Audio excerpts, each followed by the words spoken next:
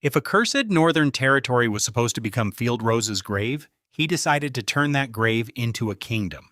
The family that threw him away believed the death fog would erase him without leaving a trace. They never imagined the weakest son of House Rose had awakened a map that could point him toward miracles.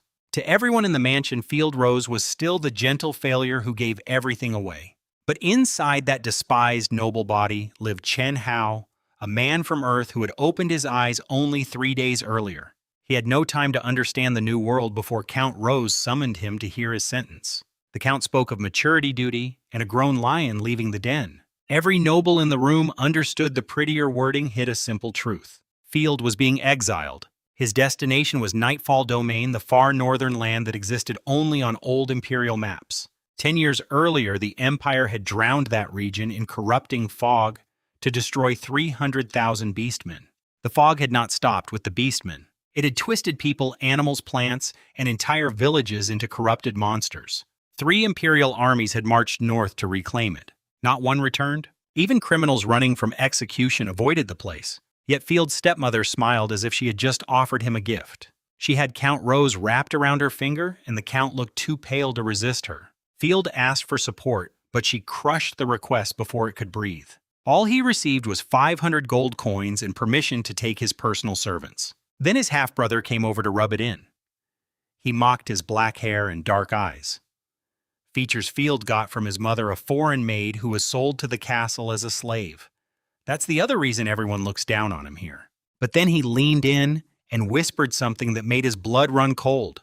There was a girl the original Field loved, a girl with flaxen hair. She was found dead in an alley behind a tavern. His brother told him with a sick grin that he was the one who did it. He even called it thrilling. That was what killed the original Field. The grief and rage made him so ill he died, and that's when Field took over his body. Field felt disgusted to his core, but he kept one thought close. He had a cheat, a system with a map and a moving marker on it. They can send him to a cursed wasteland all they want. He would find a way to make it work. His brother stood there with a twisted grin, saying he wanted to enjoy his reaction before Field left for the cursed lands forever. Field clenched his fists so hard his nails dug into his palms and asked him why he was doing this to him. He had never done anything to hurt him. His answer, he blamed him for the combat potion Field gave him years ago. He said he couldn't break through to become a first-rank knight, and everyone called him useless behind his back. He was convinced Field had poisoned the potion. The truth is his talent was just terrible, but he didn't care about the truth. Then he said something even worse, that if Field ever found someone Field loved, he'd have her kidnapped and tortured. That was it. Field snapped. Field slammed his knee into his gut and sent him flying, then kicked him right in the face. Blood everywhere. Everyone around them froze. The old, obedient Field would never have done something like this. Field grabbed his golden curls and was about to smash his head into the ground when suddenly a hand clamped around his throat and lifted him into the air. Field could not breathe. A beautiful woman with wine-red hair was choking him, and on her forehead glowed a mysterious rune. She was a god-chosen, one of the most powerful beings in this world. Only women can become god-chosen, and they have abilities far beyond normal magic or combat aura. His brother already had one serving him, and Field did not even have a territory yet. She threw him into a wall instead of killing him. His brother screamed that he wanted him dead, but Field wiped the blood from his mouth and walked away. Field could not fight a god-chosen, not yet. Field swore to himself that once he grew strong enough, he would come back to destroy them all. Now about his cheat ability, there's a map only he could see with a green dot slowly moving on it. In this world, lords can form contracts with God-chosen and gain unique talents tied to their territory. The original Field never had any talent, but when Field took over the body, Field gained a rare innate gift. That green dot might be connected to it. Field packed up quickly. His butler had collected the 500 gold coins and was waiting with the servants, looking like a man heading to his own funeral. Can't blame him. Nobody wants to go to the cursed lands. When they stepped outside, a cavalry squad in mismatched armor was waiting. Their captain Connor introduced himself as their escort, but the men looked more like bandits than soldiers. Field figured they were really there to make sure Field actually went to his death sentence. Field told them they had to stop at Golden Eagle City first. Field needed supplies, and more importantly, that green dot on his map was there. Golden Eagle City is the second largest city in the Rose family's territory, given to his second sister. It pulls in 600,000 gold coins a year in taxes compared to his pathetic 500 coins total. The guards at the gate were lazy and rude to commoners, but the moment they saw their cavalry, they scrambled to clear the road and bowed to him. Being a noble still counts for something, even if you're the least loved one. Field followed the green dot to the northern part of the city, and it led him straight to the slave market. The stench hit them immediately, a disgusting mix of pig feed and waste. Even Captain Connor was gagging and fanning the air in front of his face, though it didn't help at all. The slave market was awful. The smell alone made his eyes water. Those cheap merchants wouldn't even spend a single copper coin to give their slaves a bath. 5 or 6 people were crammed into tiny cages, eating, sleeping, and doing everything else right there. Some of the female slaves didn't even have rags to cover themselves, and the merchants did that on purpose to attract buyers. The moment the slave traders spotted him in his black robe and steel sword, they swarmed him like flies. Nobles are their favorite customers. They spend big and come back often. In this world, nobles treat slaves worse than their hunting dogs. Field looked at the slaves in their iron cages. They were filthy, covered in whip scars, and had no light in their eyes. Whenever one accidentally made eye contact with him, they'd immediately look down and tremble. Field asked about prices while searching for that green dot on his map. The merchant, a weasel-faced guy, rattled off the rates. Goblins and halflings for 10 silver subhumans, for 20 silver beast folk, for 60 silver. He also pointed out a special item, an elf slave going for 1,000 gold coins. She was beautiful, but completely broken inside, having been used by goblins and forced to bear 26 children. The things he casually described made his skin crawl. He even mentioned that some nobles buy elves just to eat their flesh, believing it has magical health benefits. This world's nobility isn't the elegant, refined kind you see in television dramas. They're brutal, feudal monsters. Then Field found it. The green dot was hovering over a cage in the corner. Inside was a wolf subhuman girl with red eyes, wolf ears, and a wolf tail. She was lying still on the cold, damp floor of her cage, but her eyes kept darting toward the keys on the merchant's belt. As a proper otaku from Earthfield, had zero resistance to a real-life wolf-eared girl. Field reached out to pat her head like you'd pet a dog. She growled at him, her red eyes flashing dangerously. Captain Connor grabbed his sword and his butler warned him to be careful. Field pulled his hand back. She was fierce, but also clearly scared, cute, and pitiful at the same time. The merchant tried to charge him 3 gold coins for her, which was a huge markup from the normal 20 silver price for subhumans. Field stared him down and called out his scam. He made excuses about her being a rare catch, beautiful and untouched. Field offered 50 silver and dangled the promise of future business. He needed lots of slaves for his new territory. That got his greed going. In the end, Field bought 100 human slaves and 100 subhuman slaves, 120 men total, plus the wolf-eared girl. The whole lot cost him 53 gold coins. The merchant handed him a soul contract written on sheepskin signed in the slave's own blood. Anyone who disobeys him gets burned to ash by divine fire. He told him with a creepy smile that Field could do whatever Field wanted with them now. Field took the contract and the rope leads. Where Field was headed, having fun isn't really the concern. Surviving the cursed lands is. Field wanted to buy more slaves, but Field was running low on money. Surviving in the death fog of the north requires special fog-clearing lanterns sold only by the church, and those are expensive. Plus, Field had over 200 people to feed. Field sent his butler to channel to the merchant guild to try getting a loan. He came back looking worse than a dead rat. Nobody would lend them a single coin. The moment they heard his name, they refused. Turns out his second sister, who controls Golden Eagle City, had warned every merchant in town, charge Field 10 times the normal price and don't help him in any way. Field was furious. Every single member of his family was working against him. And in original Field, he'd never saved a single copper coin his whole life. He donated a third of his income to the family treasury and the rest to the border fortress to fight corrupted creatures. The guy was the poorest noble alive. Fine, no loan. Their loss? Field spent 180 gold coins on supplies, 17 old weak horses, farming tools, food, and some books. The food would last about 35 days since slaves can survive on one black bread a day. Field planned to buy magical equipment at the border towns where corrupt military officers sell army supplies at a discount for pocket money. Field tried hiring mercenaries at the tavern, but the moment Field mentioned Nightfall Domain, every single one turned him down flat.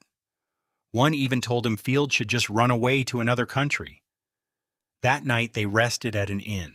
The next morning Field brought the wolf-eared girl to him. After the maids had washed her properly, she looked like a completely different person. Her tangled, filthy hair turned out to be beautiful snow white and silky. With her delicate features and calm expression, she was exactly his type. A graceful, mature beauty. But her wolf ears and tail were trembling non-stop, giving away how scared she was. She could barely speak. She hadn't talked to anyone in a month. After struggling for a moment, she managed to tell him her name, Ashina. The second she said her name, the green dot above her head disappeared and was replaced by a simple status panel that only Field could see. Name Ashina? Level Unawakened Path. Wolf Cavalry. God-chosen status malnourished near collapse. Please provide nutrition. Field almost lost it. The green dot on his map had led him to an unawakened God-chosen. And if his map could mark one, it could mark others. Every year on September 1st, the kingdom tests all eligible women for God, chosen potential spending massive resources because they're so valuable. But his ability could find them without any of that. Field started pacing around excitedly, pumping his fists. This changes everything.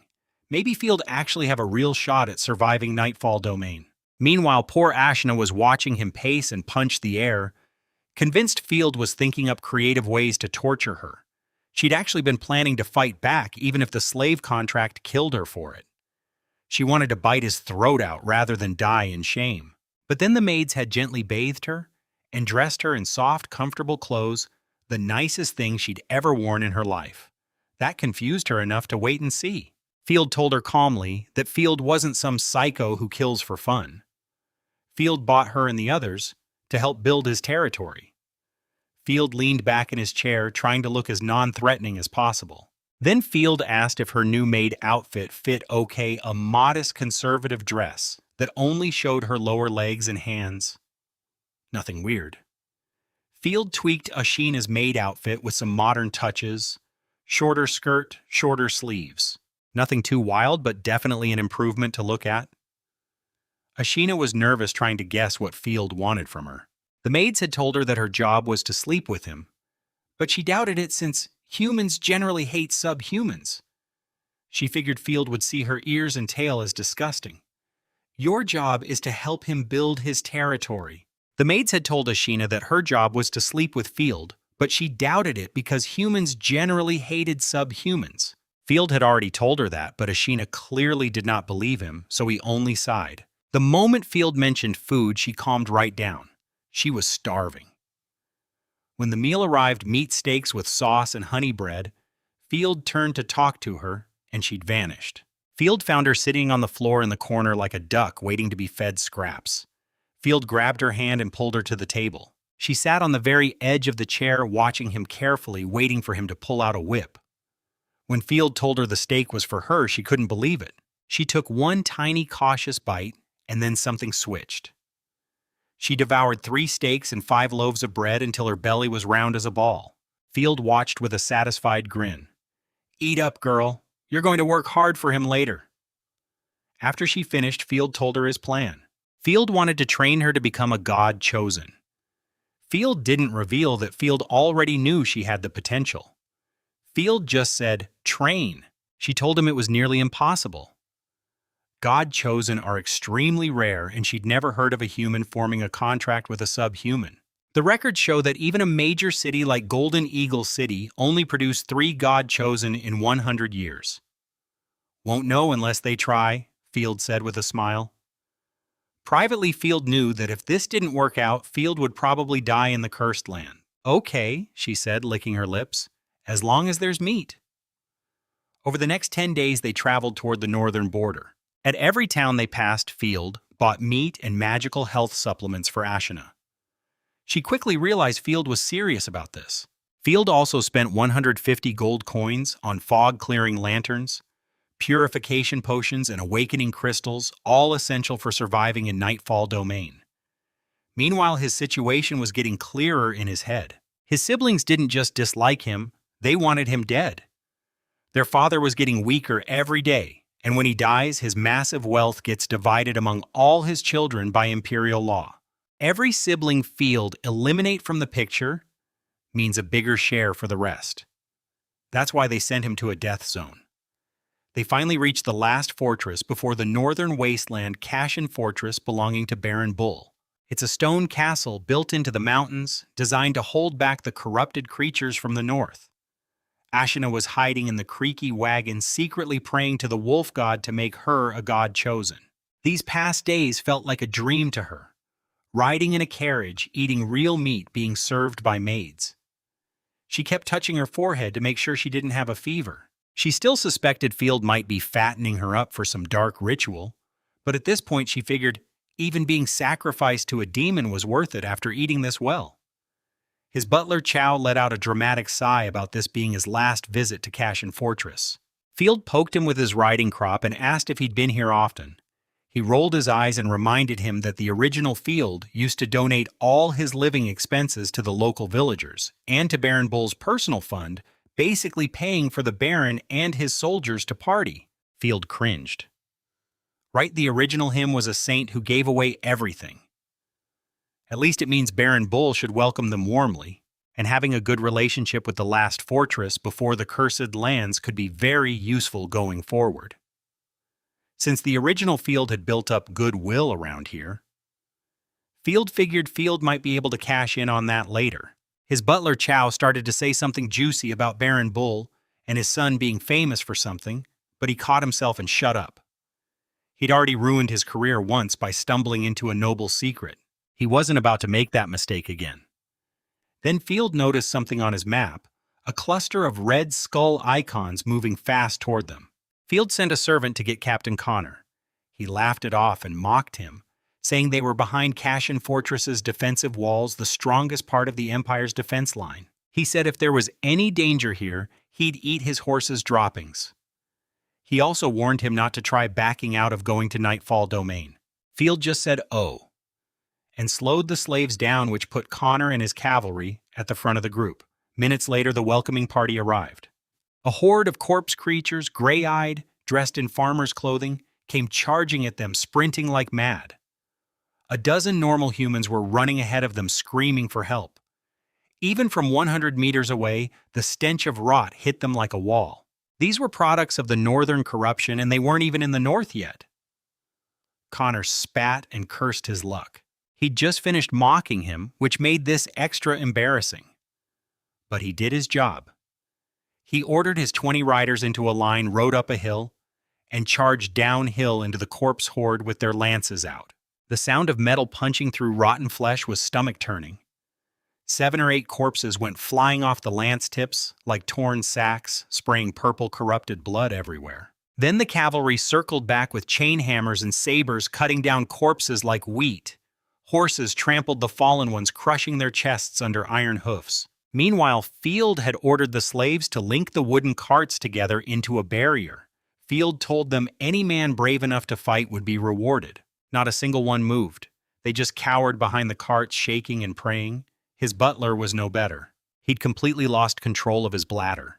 He grabbed his robe and begged him to run, calling it a strategic retreat. He said the slaves were disposable. They could buy more later.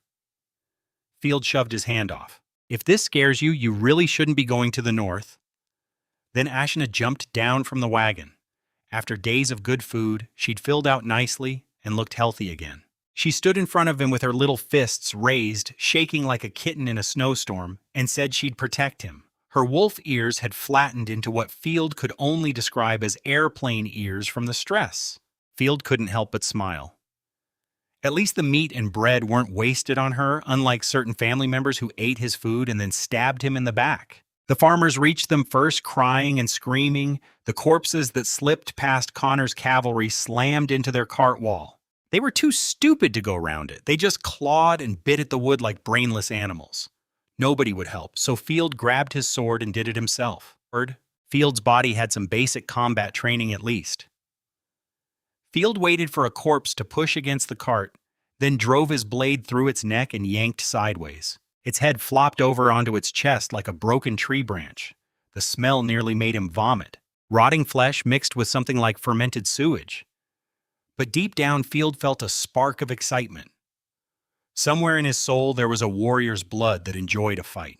"Killing corpse creatures isn't that hard," Field said, flicking the purple blood off his sword. Field was feeling pretty good about himself.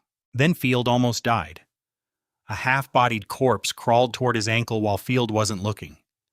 Ashina saved him. She grabbed a manure fork from the cart and stabbed it through the thing's spine, pinning it to the ground. His heart was pounding out of his chest. If Field had been bitten, curing the corpse poison would cost 100 gold coins from a church healer. Field rubbed Ashina's head and promised her a gold coin as a reward. Her eyes literally sparkled. She'd never seen that much money in her life. Seeing him and Ashina fighting back some of the braver male slaves, finally picked up farming tools and started attacking the corpses through the cart wall. The creatures weren't actually that strong. They were mindless and couldn't even figure out how to get past the wooden barrier. They finished them off, though one of Connor's riders got unlucky. A corpse in a peasant woman's dress yanked his cape and pulled him off his horse. He cracked his skull on the ground and stopped moving. Connor cursed him for being useless, but Field could tell he was more annoyed that Field hadn't panicked like he expected. Field ordered everyone to cut off the corpses' heads and burn them in a pile. Field had been studying up on corruption.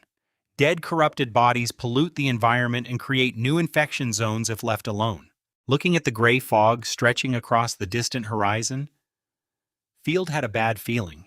They weren't even at Nightfall Domain yet, and they'd already run into this many corpses. The refugees they'd saved threw themselves at his feet, kissing his boots and thanking the war god for him. They told him what happened. Death fog had seeped through Cashin Fortress's walls and covered their village at night. Most of the villagers were asleep when it hit. They got corrupted and turned into corpses. Only a handful escaped. Field asked about their lord. They said Baron Bull and his god-chosen had left to investigate some cult, leaving only the Baron's son in charge. A voice on the wall shouted for them not to come closer, and Field announced himself as Baron Field Rose the Lord, heading to Nightfall Domain. The place was impressive. Massive stone walls round towers built into the mountain crossbow turrets, catapults, oil cauldrons everywhere. Enough firepower to stop 100,000 soldiers. Griffin banners flew from every wall, but there was one big problem. The outer walls were completely empty, not a single soldier anywhere. Connor went pale, worried that beastmen had overrun the fortress, but it was too quiet for that. They moved closer and found the inner castle walls lit with torches and packed with soldiers. They'd abandoned the entire outer defense for some reason. "Who are you?" "Don't come closer," someone shouted from the wall. Field announced himself Field Rose Baron, heading to Nightfall Domain, requesting passage through. The Baron's son came to the wall and flat out refused. He said his father wasn't back, and nobody was opening those gates, period. He threatened to shoot them with arrows. Field tried reminding him that Field donated money to this place. He sneered and told him his money meant nothing. The whole empire sends money to the border. He called him a nobody outsider. Then Field mentioned the refugees Field had rescued and asked him to take them in. That made him even angrier. He screamed that Field was trying to dump extra mouths on him. And if Field brought them one step closer, his archers would open fire. Field was furious. The original Field's years of generous donations completely worthless. The Baron's son was a coward who'd pulled all his troops back to the inner walls and was too scared to help anyone. If Field had had soldiers of his own, Field would have stormed the place right then. Field couldn't believe this guy. Baron Bull's son Richard was a complete coward. He'd pulled all his soldiers behind the inner walls and abandoned the entire outer fortress. That's why corrupted corpses were wandering freely outside. The Empire's proudest defense line was a joke. Then Richard had the nerve to say he was glad Field was going to Nightfall Domain, so Field could be a buffer zone between the corpses and his fortress. But if Field ever came running back for help, he wouldn't open the gates. His butler whispered that Richard was famously known as the coward. No kidding. As Field was fuming, the refugees Field had saved tried to sneak away. Oh no, Field wasn't having that. Their lord had abandoned them, which made them ownerless. Field told them straight. Either come with him to Nightfall Domain, pay him 5 gold coins each as a rescue fee, or Field had cut them to pieces and feed them to dogs. Ashina actually relaxed when she saw him acting like a proper, ruthless noble. She said his kindness over the past few days had felt too unreal. This behavior made more sense to her. The villagers reacted the same way. The threats worked better than politeness ever did. They all knelt down and agreed to follow him. Field sighed and covered his face. Fists really do work better than words in this world. Next, Richard had told them the gate to the north was safe. His map said otherwise. It was crawling with red skull icons. That lying rat was trying to get him ambushed by corpses, but then Field realized something useful. If Richard had abandoned the entire outer fortress, all the supplies, weapons, and goods out there were just sitting unguarded. Nobody was watching. Field could help himself, forget being nice. These people had shown him nothing but cruelty. Time to take everything Field could. Field told Chow to gather 30 of the strongest slaves, especially the ones who'd been brave enough to fight the corpses earlier. But first, Field needed to deal with Captain Connor. Field invited him to join him in heroically clearing out corpses to help the local farmers. He looked at him like Field had lost his mind. He refused, saying his job was done. He'd escorted him to the border of Nightfall Domain. Then he laughed in his face and said his slave army would be better replaced with pigs, since at least the pigs would slow the corpses down by making them too full to chase anyone. Perfect. That's exactly what Field wanted him gone. Connor rode off with his cavalry, and Field didn't even get a chance to remind him he still owed him a meal of horse droppings from his bet. Earlier, Field left Chow behind to guard the main group of slaves, warning loudly that anyone who tried to run would be burned alive by the soul contract. That kept them in line. Field armed 30 slaves with sickles, manure forks, and logging axes, then headed out with Ashina. After 10 minutes, Field led everyone into an empty stretch of forest, using his map to confirm nobody was around. Field pulled out a beautiful crystal ball from his horse's saddlebag. Field had noticed something earlier that made him lose focus. Ashina's status panel had changed. Field needed to check it carefully. Ashina's status panel had changed. She'd gone from unawakened to ready to awaken. That meant Field could use the awakening crystal right now and get himself a god chosen immediately. Field pulled out the crystal ball. It had cost him 60 gold coins, a huge chunk of his tiny budget. Ashina looked confused when Field told her what it was. She didn't believe she could be a god chosen. Field made up some nonsense about receiving divine guidance and told her to close her eyes and feel the crystal's power. Their fear turned into genuine respect, and Field seized the moment to promise that courage would be rewarded in the north. Field promised that if they followed him and did their jobs, he would give them freedom and a good life, and nobody argued after that. The blue light formed a rune that settled onto Ashina's hand. Then her body transformed. She grew taller, her features became sharper and more beautiful. Her skin turned pale as snow, and her red eyes radiated an icy power. She looked about 30% prettier than before, fierce, proud, and stunning. "I'm really a god chosen." She stared at him with total awe. "How did you know?" "No big deal," Field said casually, waving his hand like it was nothing. The other slaves were stunned. They'd all thought Field was just keeping Ashina as a plaything. Now they figured Field must be someone favored by the gods themselves. Their fear turned into genuine respect. Field seized the moment and addressed them all. Anyone still worried about their trip north? Follow Field, do your jobs, and Field would give you your freedom and a good life. Nobody argued. Ashina asked to form a contract with him right away. The process was simple. Her rune connected with him, and the bond was sealed. Then Field publicly tore up her slave contract and declared her a free citizen of Nightfall Domain. She smiled and raised her hand. A rune materialized into a massive black dragon wolf, armored in dark scales radiating cold energy. It leaped out of thin air and scared everyone half to death. "A dragon wolf," explained a mount gifted by the goddess. Field also know many combat techniques now. Field checked her updated panel. Name Ashina. Level 1st rank God Chosen.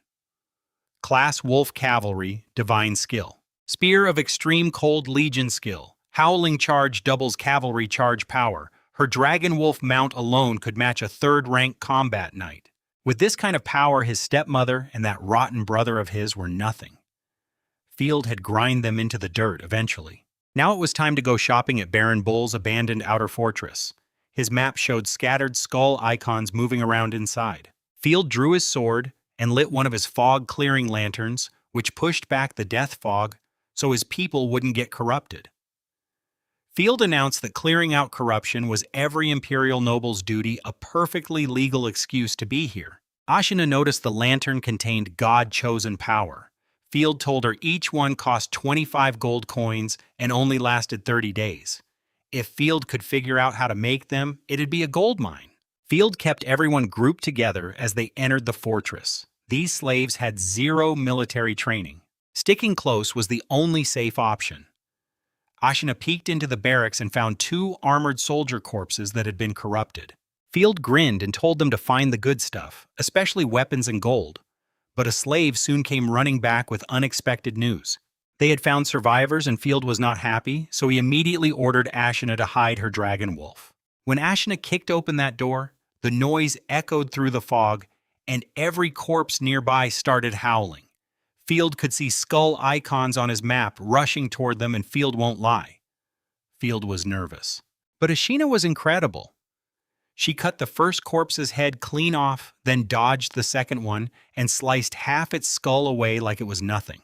When a whole crowd of armored corpse soldiers came pouring out of a hallway, she summoned her dragon wolf. The massive beast blocked the entire corridor and blasted blue fire down the passage, turning every corpse to ash in seconds. The slaves who'd been debating whether to fight or run just stood there with their mouths open. The battle was over before most of them even saw what happened. "That's God-chosen power," Field said. Though Field was annoyed she'd burned the armor Field wanted. "Everyone make noise, bang on things, draw the nearby corpses in so they can wipe them out." The slaves banged and smashed while Ashina and her wolf destroyed every corpse that came running. They cleared the whole barracks area quickly. "Now," Field grinned, "let's find the good stuff. Weapons and gold especially." But before they could search properly, a slave came running back. They'd found survivors. Field wasn't happy about that. Field immediately told Ashina to hide her wolf. If word got out that Field had a god-chosen, his stepmother would send assassins to kill him and steal Ashina. The slaves, seeing her power, was fine. They were under his control. But strangers were a different story. The survivors were hiding in a bunker behind a door coated in purification potion. There were about 10 soldiers led by a big bearded officer. The officer asked what was so funny raising his saber, but Field only laughed because he had come to loot the place anyway. Killing those soldiers meant there would be no witnesses, and the moment Field ordered Ashina to move, a blue blur ripped one attacker apart. His expression changed instantly. He knew his name. The generous fool who donated money and had no guards. His eyes darted to his men and he gave them a signal. He told him their story. They'd gotten drunk, forgot to light the fog lantern, and the death fog flooded the barracks. Losing the barracks was a death sentence under Baron Bull's rule. They'd be executed. "So," Field said, reading the room, "you want to join him?" They all burst out laughing and gripped their weapons. "We're running away," the officer said, "but they need a noble savings for travel money." That moment ended Field's patience, and from then on he decided iron and blood would do the talking for him. "And if they kill you, nobody will know they exist for a while." Field was furious. Field just saved these people and they wanted to rob and murder him. The original Field was known for being kind and weak. They thought Field was easy prey. "You think Field was nothing?" the officer sneered. "If they'd had a fog lantern, they'd have fought their way out you." Field laughed. "What's so funny?" He raised his saber, confused by his calm.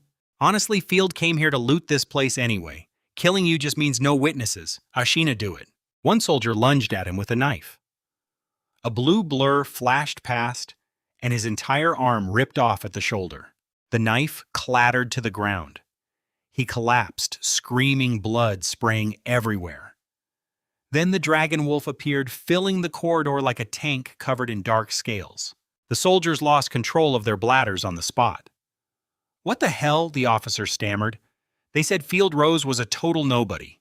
Ashina, Field said, licking his lips, "Cripple all of them. And slaves, here's your chance to toughen up. 1 silver coin for every man you kill. This world runs on blood and cruelty. Being nice gets you killed." Field was done being patient and kind. From now on, iron and blood would do his talking. Being shameless is a noble's passport. The slaves turned out to be surprisingly good at killing humans. Way less hesitation than with the corpses. One slave charged in, pinned down a wounded soldier, and hacked his head off with a sickle. Field tossed him a silver coin on the spot and announced that slaves under his command could own property, and the more they worked, the more they'd earn. That lit a fire in everyone's eyes. 1 silver coin buys 100 black breads, 100 days of life. With Ashina's dragon wolf leading the charge, the slaves rushed in fearlessly. The armored soldiers were a joke against a god chosen. The wolf flattened men in full plate armor with a single swipe. After it was over, Field stepped carefully past the body parts and entered the bunker. It was a weapons armory. Field nearly screamed with joy. Mountains of well-oiled armor stacked neatly. Racks of halberds, steel sabers and iron-rimmed shields, crossbows hanging on walls, barrels full of different types of arrows. Enough to fully equip 500 soldiers from head to toe. Did they just get rich? Ashina asked, picking up a cavalry bow and grinning. A little rich, Field said, though inside Field was over the moon. Field told everyone to gear up immediately. The slaves strapped on armor for the first time in their lives. It was too big on their skinny bodies, but you could see them standing taller with pride. But weapons weren't enough. Field needed more for his gamble in the north. Field called over the slave who'd gotten the first kill, a guy named Wildcat. Field gave him special instructions, rehearsed the plan twice, then sent him out with 20 armed slaves carrying Baron Bull's family banner. His plan was simple. Since Baron Bull's coward son had abandoned the outer fortress, Field was going to squeeze everything Field could from the surrounding villages too. 6 fat villages supplied this fortress with livestock, grain, and tax money year-round. Time to collect. Wildcat marched his squad to Oxhorn Village, where the locals spotted the Bull family flag and opened the gates without question. The village chief came out grinning, offering to present young girls to please the Baron, a standard, disgusting feudal tradition. When the chief looked confused about not recognizing Wildcat, his man did exactly what Field taught him. When in doubt, just start cursing. He drew his saber and screamed insults until the chief was trembling and apologizing. Then Wildcat started listing taxes to collect. Farm tax, population tax, household tax, faith tax, land tax, military exemption tax, breeding tax. Medieval taxation has a flavor for every peasant. Field told him to throw in as many as he could think of. Meanwhile, Field had the rest of his people hauling every piece of equipment from the armory, lowering it over the fortress walls to collect later. Every sword, every shield, every suit of armor, it was all Nightfall domain property now. Richard the Coward had tried to use him as a meat shield and lied about the gate being safe. So Field had zero guilt about robbing his daddy's fortress blind. He deserved every bit of this. Wildcat did a great job. When the villagers complained it wasn't tax season, he told them the army needed extra supplies to fight the corpse invasion. Pay up or die.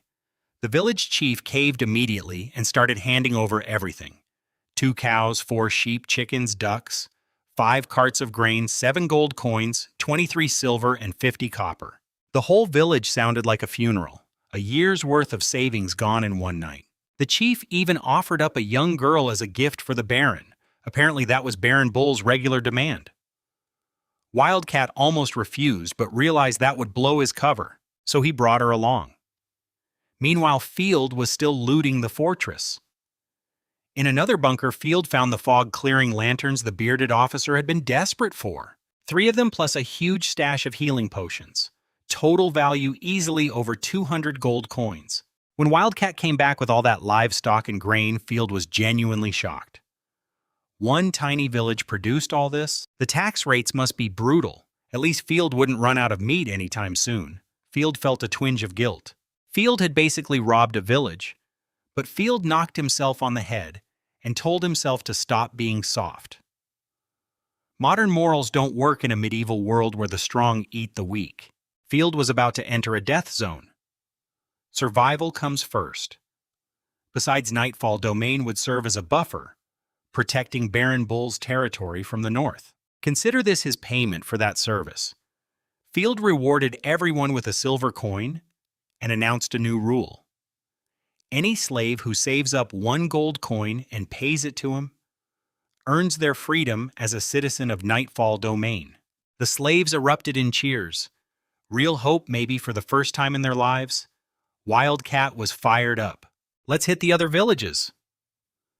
His sympathy for fellow commoners vanished the moment he got paid. He was on his team now. Field sent him out with orders to squeeze the remaining villages before morning. They had to move fast. Other Imperial cities would eventually notice the chaos at Cashin Fortress and send troops. Getting caught red-handed would be bad. Then Wildcat brought him the girl the village chief had offered up. She was about 12, wearing a plain robe. Field almost yelled at him, but he explained he'd taken her to avoid blowing his cover. Smart move. Field kept her. She'd already seen too much to send back, and returning her to a life of being gifted to barons wasn't an option either. The next morning, Ashina woke up in a good mood after sleeping on a soft mattress for the first time. She came running over to him, all eager and ready. Field told her today was the day. They were heading into the gray fog. Field had been studying old maps of the northern province. His target was a large manor that once belonged to a female baron named Sophia Starnight. Her Starnight city was nearby. Building a castle from scratch with his resources was impossible, so the plan was to capture the manor first, then slowly expand toward the city. The risk was enormous. Many brave knights had tried to reclaim the north before. Most never came back, and the ones who stayed behind almost certainly became monsters themselves. They're probably boss-level creatures now, Field muttered. Just his luck. The strategy looked good on paper, but actually pulling it off, that was going to be terrifying. His butler Chow reported that everything was packed. 7 cows, 20 sheep, a pack horse, and all the other support supplies from their tax collection. He was miserable about entering the north, but he had no choice. Wildcat and the other slaves Field had won over with silver coins had become his loyal watchdogs. Chow knew that if he tried to run, they'd kill him for a 1-coin reward. Chow asked him to prove that Ashina was really a god chosen. Field shut him down fast. Do Field need to prove anything to you? Want to switch jobs, you lead the expedition? And Field had be the butler. He went pale and shut his mouth. He'd been whining and spreading negativity the whole trip, and it was time he felt some pressure. With no more objections, Field lit a fog. Clearing lantern, 25 gold coins burning away by the minute, and they stepped into the northern province. Everything went silent. Every sound, every trace of life just vanished. Gray fog surrounded them on all sides, so thick they couldn't even see the sun. It felt like sinking to the bottom of the ocean. The ground was covered in swarming red-black tendrils, corrupted plants that tangled around their cartwheels. Broken walls, shriveled heads, stuck on rusted spears, faded griffin banners from failed imperial expeditions. The soldiers they'd sent here had all become locals. This is literally a nightmare town, Field muttered, forcing himself to walk at the front. If the cowardly noble wasn't running, nobody else had an excuse to either. Strange howls echoed from deep in the fog. The lantern only lit about 100 paces ahead. Everyone was terrified. Then Ashina's red eyes locked onto something to their right. A corpse with half its face missing stumbled into view. She drew her bow and put an arrow through its skull. It exploded like a watermelon. But his map lit up with skull icons. A whole swarm was coming. Circle the carts into a wall. Crossbowmen, get ready, Field shouted. Thanks to the fortress raid, Field had 80 crossbows and 100 bows. Only 2 or 3 slaves actually knew how to shoot a bow, but crossbows are easy. Point and pull. Field had armed 20 crossbowmen. A black wave of corpses came pouring out of the fog, howling and stumbling over each other. His crossbowmen let loose. The front row of corpses dropped like they'd hit an invisible wall. Ashina summoned her dragon wolf and charged straight into the horde. Her blade danced like the butterfly. Heads flew and the wolf crushed bodies with its claws. When she reached the thickest part of the swarm, the wolf spun and blasted fire in every direction, a tornado of blue flame that turned everything to ash. Chow stared with his jaw hanging open. She's really a god chosen. Ashna handled most of the heavy fighting, but corpses kept emerging from the fog endlessly. Wildcat and his squad fought bravely, jabbing halberds into chests and flinging corpses aside. The armor they'd taken from the fortress paid off. Corpse fists and claws bounced off the plate with metallic clangs. Then Field noticed something on his map, a fast-moving skull icon directly above him. Field jumped off his horse instantly. Good thing Field did. A rush of wind hit him from above. Field ducked and stabbed upward with his sword, catching a glimpse of the attacker. It was a Batwoman. Hairless, eyebrowless, with an ugly face. Her body was female, but her arms were bat wings and her legs ended in razor-sharp talons. The Batwoman was disgusting. She swooped down and snatched up one of his female slaves, tore her in half midair, and let the blood rain down on them while cackling. Field was furious. Every person in his group cost him money. "Shoot that ugly thing down," Field screamed. The crossbowman opened fire and nailed her with 3 or 4 bolts. She crashed to the ground like a torn rag. Field grabbed a halberd from a cart and smashed her skull to pieces. Forget noble manners. Nobody attacks his people. But while they were distracted, corpses flooded their unguarded side. Ashina's dragon wolf charged up a massive blast of blue fire and torched the entire area.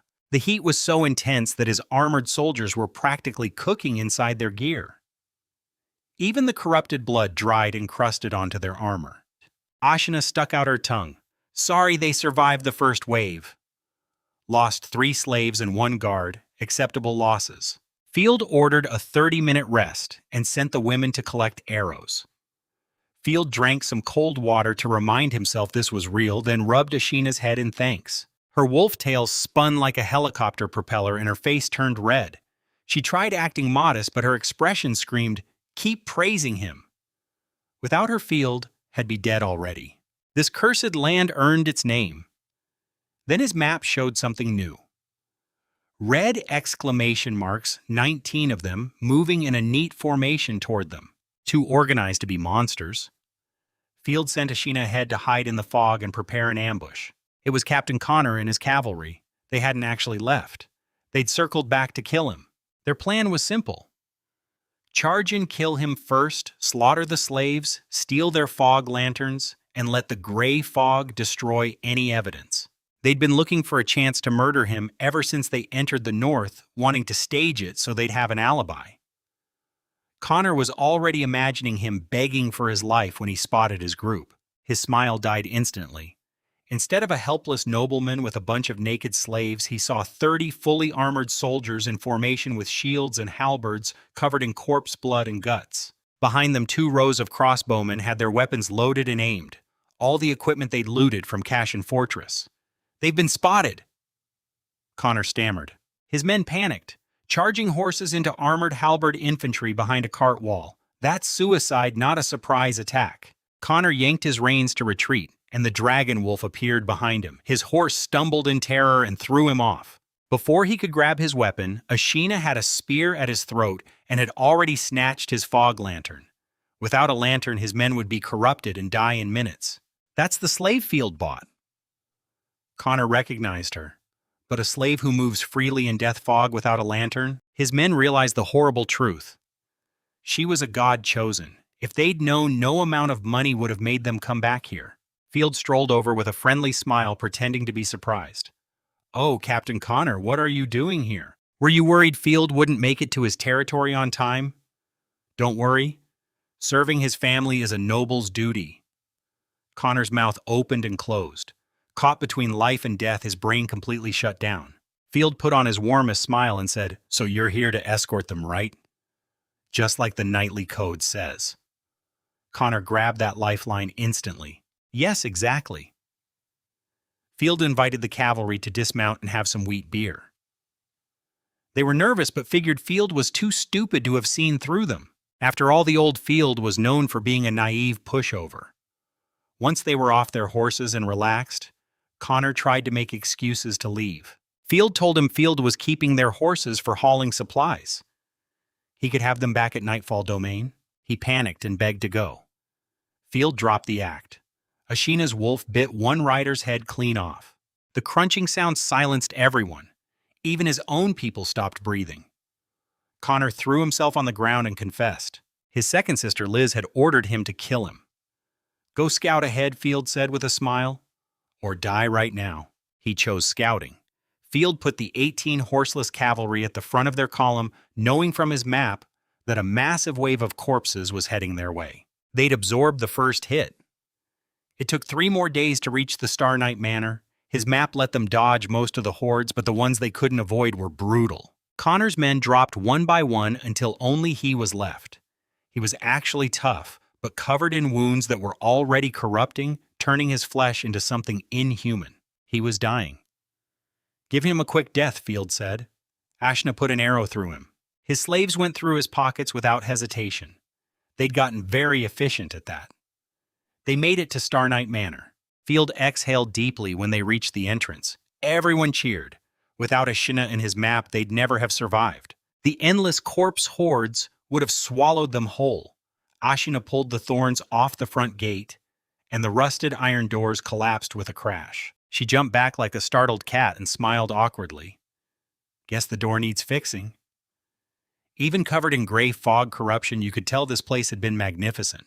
Or 8 European-style iron gates, stone carvings, statues, decorative gardens. The estate covered 30 hectares, roughly 40 soccer fields. It had swimming pools, gardens, farmhouses, forests, barns, wine cellars, stables, 3 guest villas, and a massive main building in the center. The previous owner, Baroness Sophia Starknight, had ruled an entire prosperous city. This was generational wealth on display. His slaves were giddy just being near a noble estate. For people at the bottom, even sweeping floors in a place like this was a story you tell your grandchildren on your deathbed. Field studied the estate map against his system map. The barns and stables were worthless after 10 years of corruption. So were the gardens? The real question was where to start. Should they clear the main building? Ashina asked eagerly. She'd never seen anything this fancy before. Field stared at the main building. Through the broken windows, Field could see shadows moving inside. Then Field felt something staring back at him, a heavy pressure on his chest that made his breath catch. Field looked away quickly. His map showed the main building was packed with skull icons, and deep in the basement sat a single massive red. Something different from the regular corpse monsters. "There's something terrifying in there," Field said, rubbing his temples. "They're not touching the main building. Not yet." Ashina noticed Field looked troubled and came over to check on him. Field didn't want to spread panic, so Field pointed to the winery instead. It was only partially damaged and had just one orange skull icon inside. Manageable. Field chose the winery as their first base. Solid stone walls sealed storage and fewer monsters. The wagon team started clearing the path. Ashina led the front blade Ready Dragon Wolf low beside her. As they approached, something smashed through the winery door. It was a giant armored corpse covered in mold and old knight gear. The thing roared, dragging a huge rusted sword across the ground. The slaves nearly broke formation. Field barked orders before fear could spread. Shields forward, crossbows ready. The bolts punched into the corpse, but the armor caught most of them. The monster kept coming. Ashina launched forward. Her spear struck the corpse's shoulder, freezing black veins under its skin. It swung at her, but the dragon wolf slammed into its side. Stone cracked under the force. Field watched the battle and realized again how huge the gap was between normal people and God-chosen. Field shouted for everyone to fall back, ducking behind a wall with his shield while realizing he had forgotten the crossbows. Ashina finally drove her spear through the corpse's skull. The monster collapsed, shaking the whole doorway.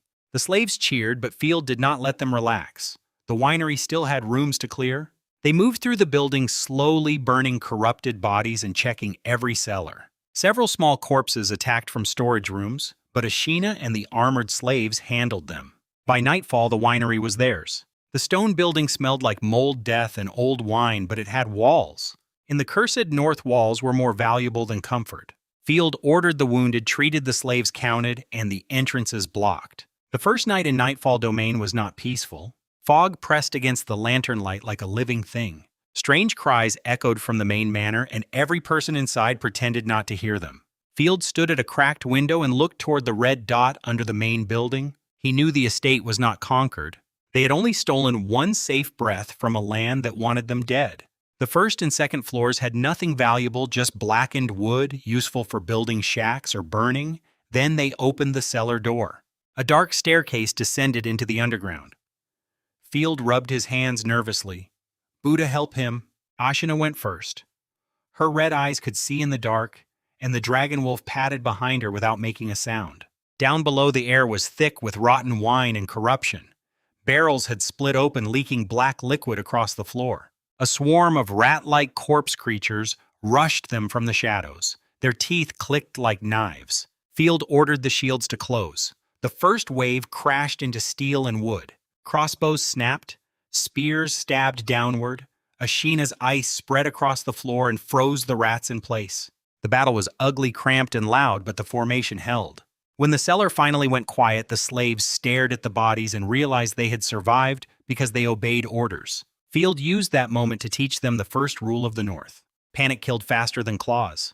The cellar turned out to be a treasure in its own way. Not gold, but space storage and sealed rooms that could preserve food. Field began planning repairs before the blood was dry.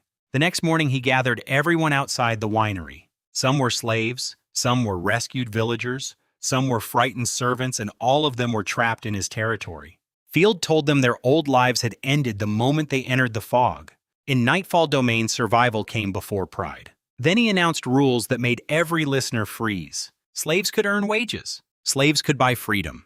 Free citizens would not be beaten for sport. Humans and subhumans would work under the same law. Nobody was allowed to mock Ashina's race unless they wanted to explain it to her spear. The subhumans stared at him as if he had spoken a forbidden prayer. Ashina looked down, pretending not to react, but her ears trembled. Field did not call it kindness. Kindness was too weak a word in this world. He called it useful governance. Free people worked harder than broken animals. Hope was cheaper than chains and stronger than fear when used correctly. Still, he knew hope alone would not feed them. He split the people into teams. Some repaired doors, some dug trenches, some hauled stones, some burned corrupted plants under lantern light. The women prepared food, patched clothes, and collected arrows. The strongest men trained with spears, shields, and crossbows. Wildcat became one of his first squad leaders. Ironhammer, Sheepdung, Scissors, Sparrow Plate, and the others slowly became more than frightened names on a list. They became the first rough bones of Nightfall Domain. Field had no noble army, so he built one out of slaves, loot, fear, coins, and promises. The work was miserable. The fog made every hour feel like evening. The earth resisted the hoe. Roots twisted like veins under the soil. The purification potion cleared small patches, but every patch cost money. Field stared at the shrinking supplies and understood that the North was not defeated by bravery. It was defeated by logistics. That meant he had to go south again. Nightfall Domain needed workers, craftsmen, managers, food, tools, lanterns, and more money. Maple City became his next target. Before leaving, Field ordered Ashina to protect the winery and hide her full power when possible. He took guards' wagons and enough confidence to look like a minor lord instead of a condemned exile. The road back through the fog was dangerous, but his map kept them away from the worst hordes. When Maple City appeared, it looked almost sinful after the dead North. Warm lanterns crowded gates, music, food stalls, gamblers, mercenaries, and ruined nobles packed the streets. A woman in revealing clothes approached his soldiers the moment they entered. His men nearly forgot how to breathe. Maple City was famous for pleasure, crime, and trade, and it wore all three like perfume. Field did not come for fun. He needed useful people. He went to a tavern, bought information, and asked about managers, builders, herbalists, craftsmen, and anyone desperate enough to follow him north. The bartender thought he was strange. Most nobles wanted swords and killers. Field wanted administration. The bartender gave him one named Tate, a former prison warden. Tate was old, sharp-eyed, and unpleasant in the way only useful men could be. He understood discipline. He understood labor. He understood that starving people obeyed rules only when rules came with food and punishment. Field hired him almost immediately. Then he looked for doctors, cooks, craftsmen, animal handlers, and anyone who could turn a cursed estate into a functioning settlement. He also needed supplies from the church. Fog lanterns, purification potions, healing potions, and other blessed goods were the difference between life and death. But Maple City had its own predators. A merchant with a big nose tried to cheat him by using another noble's name and blocking his purchase. Field smiled like a pushover. Then he hired killers the moment the man walked away. In this world, a commoner who provoked a noble was gambling with his life. Big Nose learned that lesson in an alley. Blood hit the stones. His escorts died with him. The church supplies returned to Field's hands. Lands, the man who had pushed the merchant into insulting him, watched from across the street with a cake in his hand. His celebration turned into horror. Field did not waste the opportunity. He stripped the merchant's assets, gathered the stolen goods, and kept moving. Maple City taught him what the North had already whispered. Mercy without power was just an invitation. His next confrontation was even richer. A local merchant lord underestimated him, mocked him, and tried to treat him like the old Field. That was a fatal mistake. Field used threats, timing, noble privilege, and hired muscle to squeeze him dry. The haul stunned even his own guards. Combat aura potions, silk, healing potions, horses, armor, weapons, gold, goods that could keep Nightfall Domain alive for months. The combat aura potions were especially valuable. Field could not use them himself because he had missed the awakening window. But future knights could. Trade partners could. Ambitious soldiers could. In a territory with nothing, even things Field could not use became weapons. When he returned to Nightfall Domain, the reaction was almost embarrassing. Chow looked ready to cry. The workers dropped tools and ran toward the wagons. They had feared Field had abandoned them or died. Without his map, his supplies, his authority, and his lanterns, they knew the winery would collapse. Field looked at the frightened crowd and understood something heavy. He was no longer just trying to survive alone. Hundreds of lives now hung from his decisions. The territory had food for about 3 months. That sounded like plenty until he remembered every wall, trench, field, road, and patrol would consume it. He assigned Tate to management. He expanded training. He ordered more farmland purified. He pushed workers to repair the winery and build outer defenses. The awkward thought hit Field so suddenly that he burst out laughing before he could explain himself properly. One strange discovery changed his plans. Ashina found glowing green plants in a farmhouse courtyard. They looked like baby bok choy, but they radiated magical energy. Field poked one and immediately regretted it. The smell hit his nose and his body reacted violently. The plant was not simple food. It carried aphrodisiac power strong enough to turn the situation ridiculous and dangerous. Ashina wanted to burn the entire patch. Field stopped her. In a land where livestock, people, and food were precious, even a dangerous plant could become a resource if handled carefully. Feed it to animals and breeding might become easier. Process it properly and it might become medicine, poison, or trade goods. The North was full of horrors, but some horrors could be harvested. That thought stayed with him. Nightfall Domain might not only be a cursed graveyard, it might be a vault no one else had dared to open. Then the territory was attacked. Scouts found dead bodies. The wolf tracked the scent northeast. Field ordered a response before panic could spread. He did not want to see what had dared approach his land. He wanted to cut its head off. The trail led to goblins, not harmless pests. Corrupted, brutal, swollen creatures with crude weapons and filthy hunger in their eyes. Field's guards were still green. Their armor was stolen. Their courage was recently purchased. But they had Ashina. The dragon wolf smashed through the monsters like a nightmare from winter. Spears followed. Crossbows snapped. The goblins broke under pressure. Field captured one long enough to learn what he needed. These creatures were not random. Something had pushed them closer. Something in the fog was moving. He ordered the rest killed. The first real patrol battle hardened his soldiers. It also exposed how lazy some of them were. When Field ordered a morning run, the men groaned as if he had announced their execution. Then he mentioned smoked meat. Complaints vanished. Men who could barely stand a moment earlier sprinted like heroes. Field learned another law of command. Fear moved people. Money moved them faster. Meat moved them fastest. The dozen soldiers who had actually responded to the night alarm did not need punishment. They received meat without running. Field made the difference clear. Cowards trained harder. Brave men got rewards. Slowly, his slave army began to understand discipline, not noble honor. not knightly pride. Survival discipline. Field had serious issues with clustered holes and bumps. Leave one alive. Field ordered Ashina to kill the rest, and her wolf plowed through the goblins like a bowling ball smashing pins. Dead goblins were one problem. Food was another. Plate his cook was a disaster in human form. The man loved mixing meat with fruit, sugar, and madness. Field watched him prepare apple-roasted steak and orange almond-stewed ham with chili peppers, and felt his soul leave his body. He could not cook openly. A noble touching the stove would shame the kitchen staff into despair. So he stood behind a plate and dictated every step. Heat the oil, sear the beef. Add onions, mushrooms, radishes, and chilies. Do not add fruit. Do not drown it in water. Do not insult the cow after it had already died. The result was dry pot beef, and the servants reacted as if Field had delivered divine cuisine. Good food became another weapon. Workers who ate better worked harder. Soldiers who expected rewards fought longer. Even Ashina's loyalty grew visibly every time he fed her meat. Then Field turned his eyes toward the lake. Water meant fish. Fish meant food. Food meant survival. Of course, in Nightfall Domain, nothing that looked useful was safe. A piece of driftwood exploded from the water. It was a corrupted crocodile, massive, second rank, and long enough to swallow a cart horse. Its jaws snapped shut with rows of jagged teeth. Ashina moved like a white shadow. The dragon wolf dodged the lunge. The crocodile smashed into the bank hard enough to crater the ground. Then its tail whipped across the riverbed, sending waves across the lake. Ashina appeared behind it and drove her spear clean through its body. Before it could recover, she landed on its skull and split its head open. Blood and brain matter splattered across the shore. Smaller, corrupted fish crawled from the water on strange limbs to lick up the remains. Field stared at them and understood the lake was both pantry and battlefield. The crocodile meat, purified and handled carefully, became another resource. Its hide, bones, teeth, and core all had value. Every monster killed in Nightfall Domain could become food, equipment, money, or warning. That was how the territory would grow, not by waiting for help, by turning threats into inventory. Days passed in a rhythm of danger and work. Purify land, train guards, repair walls, cook food, burn corpses, count arrows, feed livestock, watch the map. The map became Field's second heartbeat.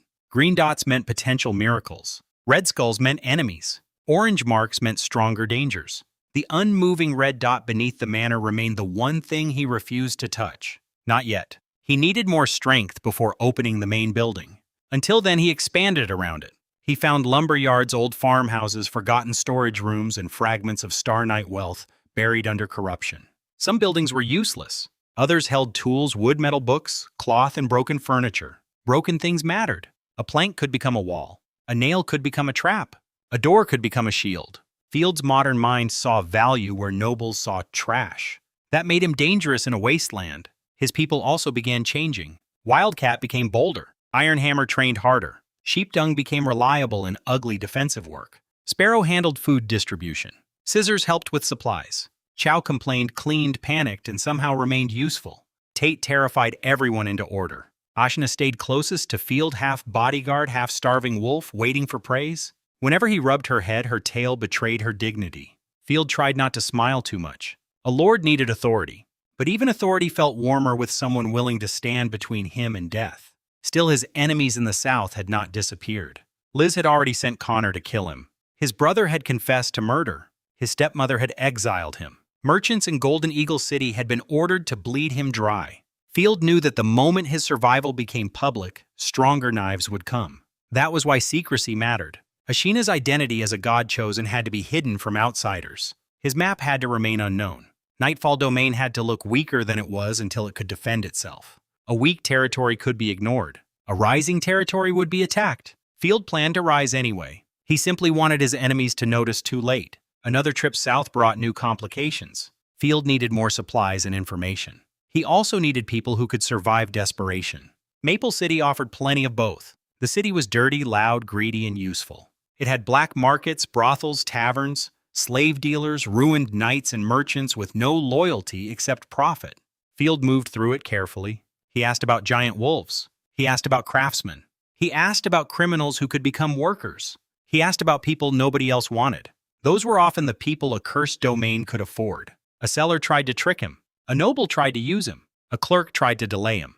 Field smiled through all of it and stored every insult away. Then he answered with pressure money and the unspoken threat of noble privilege. The old Field would have apologized. The new Field negotiated like a man sharpening a knife under the table. He met travelers devoted to a goddess. They were wary, armed, and useful in the fog. Field saw a chance to add strength without revealing too much. He offered cooperation, protection, and a route that served both sides. Every alliance in this world had teeth. If they helped him kill corpses, he would help them reach their destination. If they betrayed him, Ashina would solve the problem. That was simple enough. On the road, the group faced more corrupted creatures. Each fight gave Field more data. How fast corpses moved. How armor held. How frightened recruits reacted. How far lantern light could protect them. He observed everything. This was not heroism. This was field testing. The North punished ignorance. Field intended to be ignorant only once. Back in the territory, Tate's prison warden instincts proved brutally useful. Prevent riots, assign work, keep order. That was exactly what a settlement of slaves, refugees, and frightened servants needed. Tate said it really was like a prison. Field answered that there was one difference. Prisoners had no future. His people did. That future came with rules. No stealing food. No hoarding tools. No private fights. No dumping waste near living quarters. Free citizens paid fines. Slaves took lashes. It sounded cruel. But disease could kill the territory faster than monsters. Field ordered waste collected in one designated place. He wanted compost sanitation and control. People muttered. Tate's whip ended the muttering. Harsh rules kept them alive long enough to complain again tomorrow. The first purified fields showed promise. Slaves dug with hoes and bare hands. The soil was ugly, but it could be recovered. Field dreamed of grain, vegetables, livestock, and taxes. Not because he loved paperwork, because tax meant civilization. A lord with no food was a beggar. A lord with no people was a corpse waiting politely. A lord with no army was an invitation. Field intended to become all three at once. Farmer, tyrant, builder, survivor. The next major discovery came from old Star Night records. Field introduced himself directly. Field was Field, Lord of Nightfall Domain. He needed someone who can read, write, manage people, and keep an eye on things. Keep an eye. Sophia Star Night had not been an ordinary baroness. Her estate held traces of magic wealth and military planning far beyond a simple rural manor. The more Field learned, the more dangerous the main building felt. That red presence under it did not behave like a normal corpse. It waited. It watched. It remained still while everything else crawled. Field hated enemies that knew how to wait. Still, he could not focus only on fear. Nightfall needed expansion. He sent teams to gather lumber from abandoned yards. They found giant trunks, old planks, and enough material to build serious defenses if they could haul it back. Field planned roads, carts, forts, and watch posts. The workers groaned at the workload. Then someone mentioned extra meat and morale rose like a miracle. Field made a mental note. In this territory, military doctrine began with food. Field put on a pathetic face, looking disappointed and sad, like a kicked puppy, then pretended his brother came first. He claimed he had always loved his brother, while inside he laughed coldly because Kutch and his son bought the act completely. While dealing with outsiders, Field often acted weaker than he was. It was useful bait. People who thought he was foolish spoke too freely. People who thought he was kind exposed their greed. People who thought he was helpless came close enough to be bitten. That performance helped him gather more goods and avoid suspicion. But every trip south also reminded him that his family still had reach. Liz's order to Connor was only the beginning. His stepmother would not stop if she learned he had survived. The brother who murdered the girl Field loved would not forgive humiliation. Field did not want forgiveness anyway. He wanted strength. Strength to return. Strength to expose them. Strength to make every person who called him trash lower their eyes.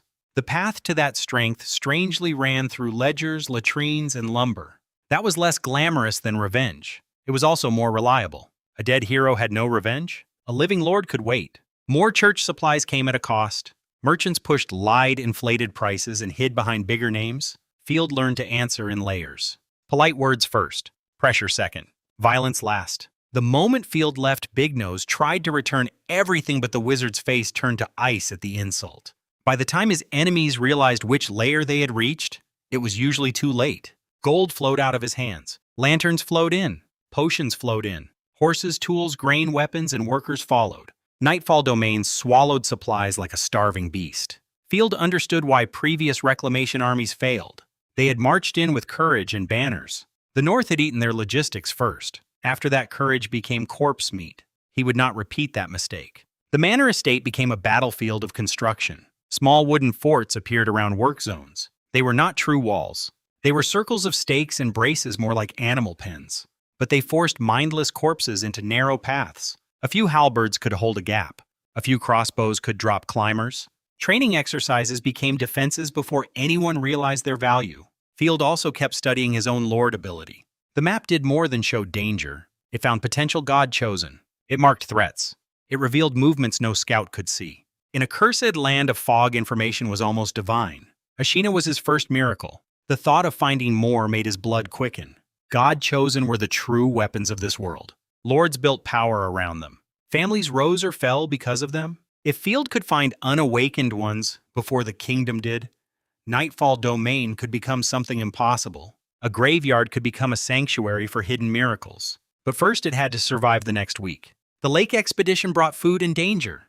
The farm expeditions brought soil and poison. The lumber expeditions brought wood and distance. Distance was dangerous. Every step away from the winery meant fewer walls and less lantern light. Field learned to move in layers. Scouts first, armed teams second, workers last. Retreat route always marked. Corpses were not the only threat. Corrupted beasts lurked in water. Bat monsters attacked from above. Goblins raided from ruins. Plants could poison, seduce, or strangle. The land itself behaved like an enemy with patience. Still, the people began to laugh sometimes. That mattered. Laughter inside the death fog sounded almost rebellious. A slave polishing stolen armor. A cook arguing with Field about fruit. Ashina demanding meat. Chow complaining about mud. Wildcat counting coins toward freedom. Iron Hammer dreaming of Maple City. These little scenes were not peace. They were proof of life. Field noticed even when he pretended not to care. The young girl taken from Oxhorn Village also remained in the territory. Returning her to a village that offered girls to barons was not mercy. Keeping her created another mouth to feed, but also another life removed from that rotten tradition. Field told himself it was practical. Maybe part of him knew it was more than that. The original Field had been kind until kindness killed him. The new Field tried to be ruthless, but sometimes his choices still protected people. He simply charged them for it whenever possible. As the winery stabilized, Field began planning deeper exploration. The main building remained forbidden. The basement red dot remained still. Then Ashina reported something strange near an old lumber area.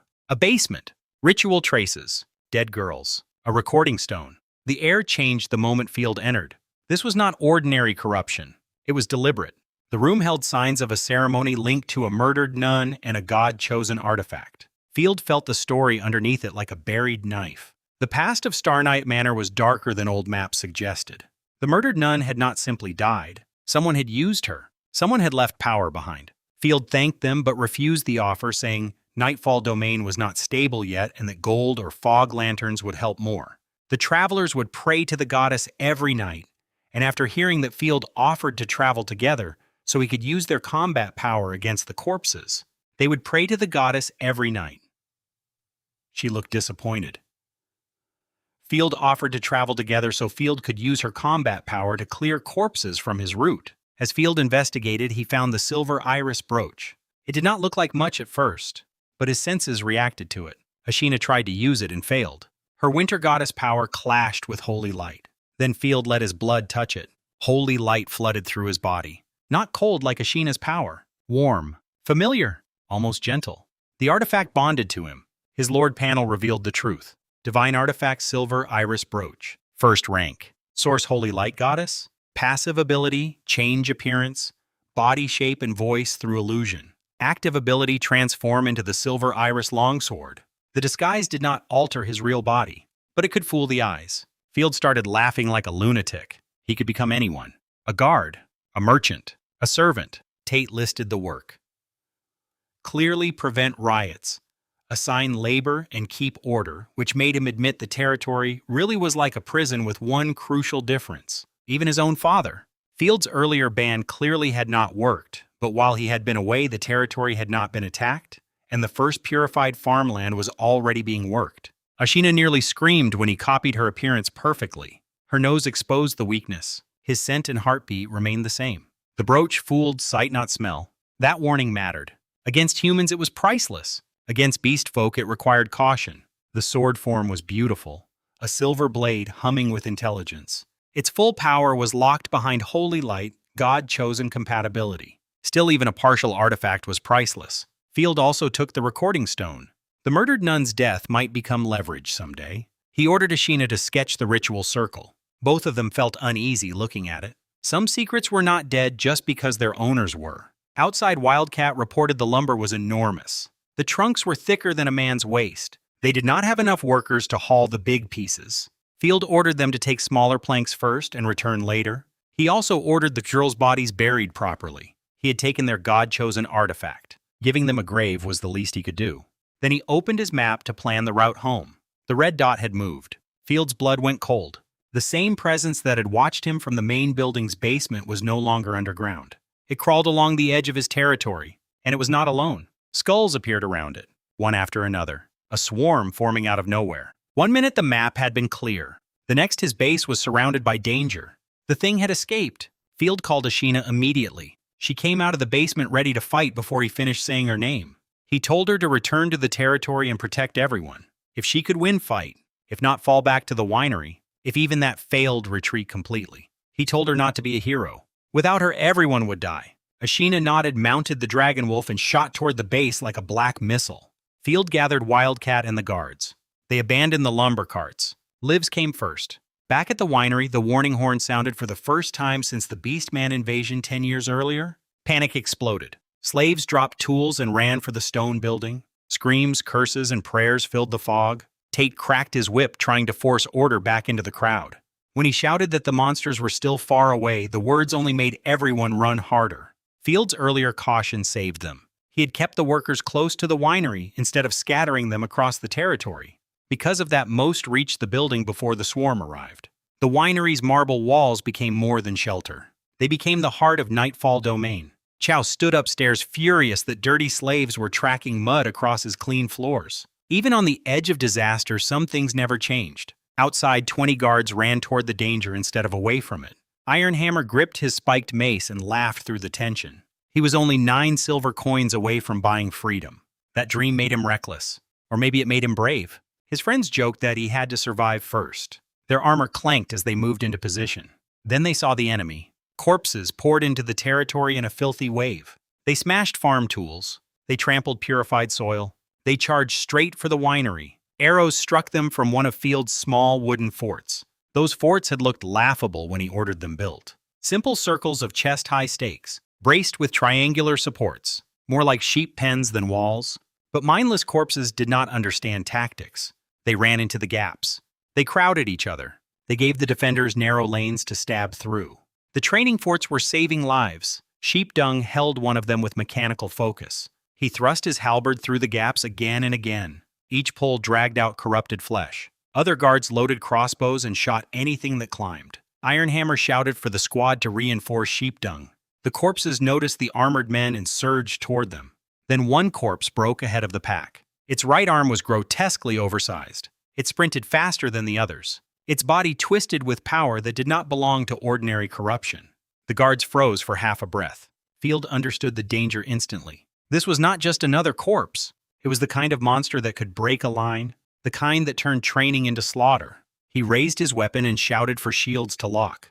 The first impact shook the fort. Wood groaned. Men cursed. The monster's huge arm slammed against the stakes and cracked one support. Sheepdung nearly fell backward. Ironhammer reached him in time and smashed the creature's wrist with his mace. The blow did not stop it. It only made the monster turn its broken face toward him. Ashina arrived before it could strike again. The dragon wolf crashed through the fog like a falling boulder. Blue fire spilled from its jaws. The monster raised its swollen arm to block.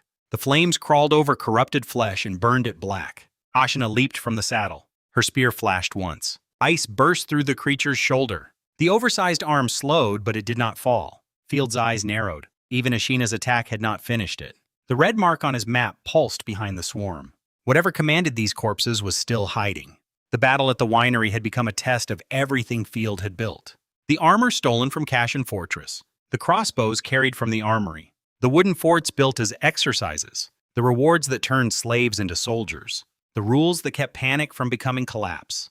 The food that made men fight for tomorrow. And Ashina the miracle his map found in a filthy cage. Ashina warned him not to stare at the plant because she was still traumatized by his involuntary reaction to the aphrodisiac leaves. Now every piece had to hold. Field ordered the crossbowmen to aim for the legs. Bolts struck the monster's knees. One bolt snapped, another sank deep. Wildcat led 3 guards around the side and hooked halberds behind the swollen limb. "Pull together," Field shouted. The men leaned back with everything they had. Ashina praised the work, then stopped Field before he could rush over her cheeks, turning slightly pink as she admitted she needed a favor. The monster staggered. Ironhammer laughed like a madman and smashed its jaw sideways. Ashina drove her spear through the open mouth and out the back of its skull. The body collapsed. For one breath, the defenders cheered. Then the fog answered. More corpses emerged. Too many to count. The Red Presence had not sent a raid. It had brought an army. Field looked at the frightened faces around him. These people had been slaves, servants, refugees, criminals, cowards, and fools. None of them had come north to become heroes.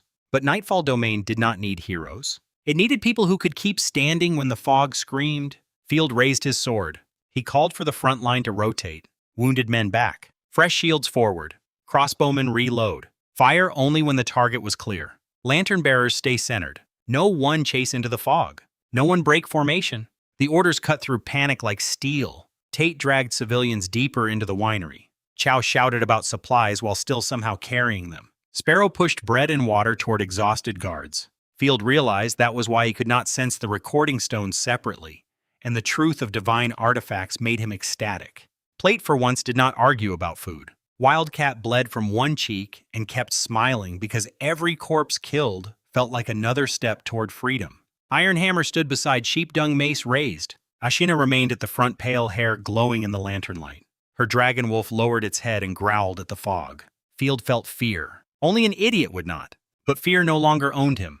3 days ago, he had awakened in a body everyone despised. His father had thrown him away. His siblings had plotted his death. His brother had confessed to murder. His escort had tried to kill him. The border fortress had abandoned him. The North had greeted him with corpses. Yet he was still here. Not alone.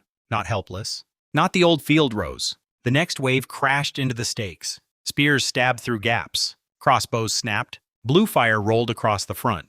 The winery shook with impact after impact. Field kept watching the map. The skulls moved like a tide. The red mark stayed behind them, patient and cold. That was the real enemy. It had waited under the manor. It had chosen this moment. It had come to test whether Nightfall Domain was still prey. Field smiled without warmth. Prey did not build forts. Prey did not buy armies. Prey did not turn slaves into soldiers and monsters into resources. Prey did not carry a map that could find miracles. The family in the south had sent him here to disappear. Instead, the cursed land was shaping him into something sharper. Every insult had become fuel. Every betrayal had become a lesson. Every corpse at the gate became proof that his territory was real. Ironhammer spat on his hands, polished his favorite spiked mace, and joked that he was only 9 silver coins away from freedom. He said he would drink himself stupid in Maple City if he survived, and his buddy laughed while their armor clanked toward the battle. Massive numbers of corpses were pouring into the territory, smashing through their farm equipment, charging straight at the winery. Some were being picked off by arrows coming from one of their small wooden forts. These forts were his invention. Simple circles of chest-high wooden stakes driven into the ground, braced with triangular supports. Not walls, more like sheep pens. But they forced corpses into narrow attack lanes where a handful of guards could stab through the gaps endlessly. Field had built them as training exercises for the soldiers. Now they were saving lives. A guard nicknamed Sheepdung held one fort, thrusting his halberd through the gaps, while other guards loaded crossbows and fired at climbing corpses. They were reinforcing Sheepdung. Ironhammer roared. The corpses spotted the armored squad and surged toward them. Whatever the red mark had brought with it, Field stood before the swarm as the lord who would defend Nightfall Domain.